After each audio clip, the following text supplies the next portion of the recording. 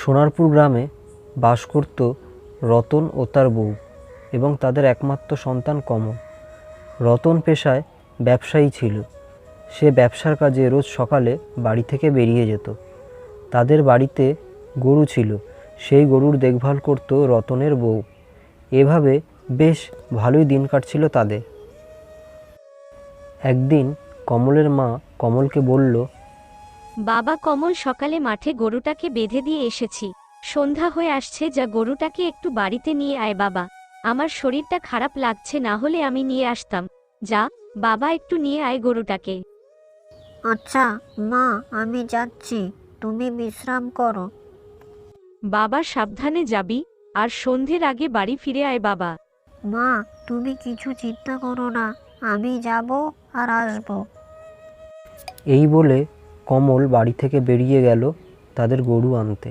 বাবা, সন্ধে হয়ে এলো যে, যাই, তাড়াতাড়ি যাই। ওই তো মানু, মানু চল, সন্ধে হয়ে এসছে, বাসায় চল, সারাদিন অনেক ঘাস খেয়েছিস, চল এবার। কমল তাদের গরুকে নিয়ে বাড়ির দিকে ফিরতে থাকে এবং সন্ধ্যাও নেমে আসে। বাড়ির পথে হাঁটার সময় কমলের মনে হয় কেমন একটা অশুভ কিছু ঘটতে চলেছে। তার গা ছমছম করে ওঠে। সে ভয়ে ভয়ে সামনের দিকে হেঁটে চলে। কিছুটা পথ আসার পর সে থমকে দাঁড়ায়। দেখে সামনের তালগাছে একটি শাকচুন্নি তার দিকে তাকিয়ে আছে। তার গলা শুকিয়ে আসে আর গরুটা পালিয়ে যায় সেখান থেকে। কতদিন পর আজ মানুষের গন্ধ পেয়েছি, যাই, ওই বাচ্চাটার ঘাড় মটকাই। হি হি হি। এদিকে কমল ঠকঠক করে কাঁপতে থাকে। শাকচুন্নি বলে, কি রে, তুই সন্ধ্যাবেলা এখানে এসেছিস কেন? চল, তোর ঘাড় মটকাবো এবার। হি হি হি। কমল এই কথা শুনে সে অজ্ঞান হয়ে মাটিতে পড়ে যায় আর শাকচুন্নি তাকে নিয়ে তালগাছের ওপরে উঠে যায়। অন্যদিকে কমলের মা রাস্তার দিকে চেয়ে থাকে তার ছেলের অপেক্ষায়। দেখতে দেখতে কমলের বাবাও ব্যবসার কাজ সেরে বাড়িতে ফেরে। কি হলো, বাইরে দাঁড়িয়ে আছো যে? ছেলেটাকে মাঠে গরু আনতে পাঠিয়েছিলাম সন্ধ্যা নামার আগে, কিন্তু সে এখনো ফিরল না। একটু দেখো না কোথায় গেল ছেলেটা, ওকে খুঁজে নিয়ে আসো। রতন তখন বাড়ি থেকে বেরিয়ে পড়ে এবং সে তার ছেলে কমলকে খুঁজতে থাকে। কমল, কোথায় তুমি? কমল, সাড়া দাও। এমন সময় তাদের গ্রামের পরিচিত মোড়ল চাচার সাথে রতনের দেখা হয় এবং সে শোনে কমলের বাড়ি না ফেরার ঘটনাটা। রতন, সন্ধ্যা হয়ে এসছে, আমার মনে হয় তুমি ওই মাঠের দিকে একা যাওয়ার চেয়ে তুমি বরং একবার বিশুতান্ত্রিকের কাছে যাও, তাকে পুরোটা বলো, সেরকম হলে ওনাকে সাথে নিয়ে যাও, ওই দিকে রাস্তা ভালো নয়, বুঝলে? আচ্ছা চাচা, আমি এখনই যাচ্ছি।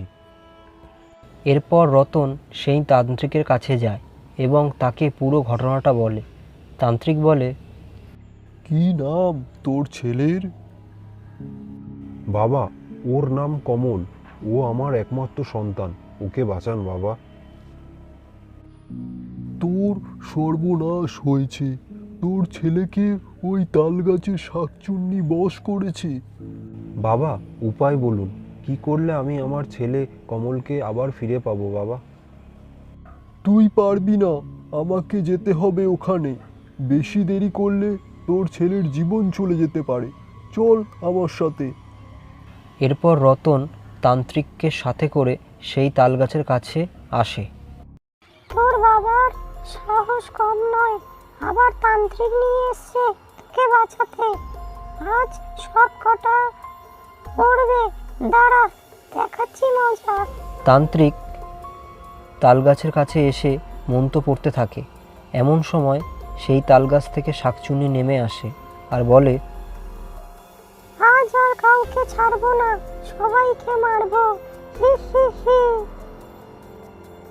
ছেড়ে দে ওই বাচ্চাটাকে, না হলে তোর বিপদ হবে।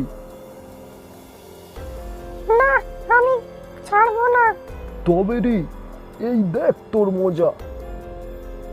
এরপর তান্ত্রিক তার মধ্যে থেকে শক্তি বার করে শাকচুন্নির দিকে দেয়, আর শাকচুন্নি সেখান থেকে পালিয়ে যায়। আর কমল মাটিতে অজ্ঞান হয়ে পড়ে যায়। তার বাবা তাকে ডেকে তোলে। বাবা, আমি আপনার উপকার কোনো দিনও ভুলব না। এরপর তারা বাড়ির দিকে ফিরতে থাকে। তাকে দেখে তার মা খুশি হয়।